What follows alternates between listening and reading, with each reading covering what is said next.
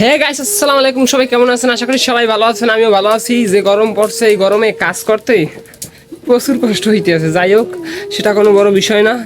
বড় বিষয় হলো যে এই গরমটাকে সহ্য করার ক্ষমতা আমাকে সৃষ্টিকর্তা দিচ্ছে। যাই হোক, দেখেন কাজ করতেছি, আগুনের তালে কাজ করতেছি।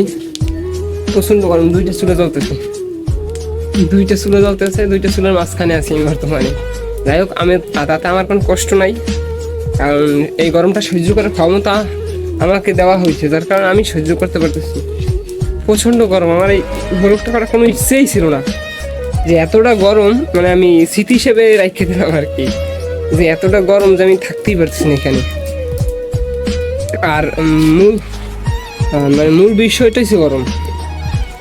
আমার গরমে পুরো মানে অস্থির লাগতেছে। জানি না যারা মাঠে ঘাটে কাজ করে তারা কিভাবে থাকে জানি না, তবে আমি থাকতে পারতেছি এই অনেক কিছু। দেখেন কি পরিমাণ গরম, আগুন জ্বলতেছে। এই একটা সো গাইস, ভালো থাকবেন, সুস্থ থাকবেন। পরবর্তী ভিডিও দেখতে লাইক কমেন্ট শেয়ার দিয়ে পাশে থাকবেন। টাটা। মূলত কি, আমার তখন অনেক কষ্ট হয়েছিল, কষ্ট হইলেও আমি সফলতার দুয়ারে যাব সেই চেষ্টা। আমাকে অনেক মানুষই বলছে, তুই জীবনে কিছু কইরা খাইতে পারবি না, তুই জীবনে ভালো হইতে পারবি না, তুই জীবনে কোনোদিন বড় হইতে পারবি না। আমি তাদেরকে বলতে চাই, আমার এই দিনটা লয়ে যাবো ওই দিনের কাছে, তোমরা দেখবা তাকাইয়া। কথা দিলাম।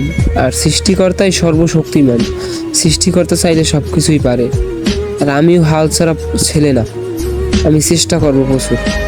চেষ্টার পরও যদি কিছু না করতে পারি তাহলে কিছু করার নাই, তাও হাল ছাড়বো না, চেষ্টা আমি চালিয়ে যাব।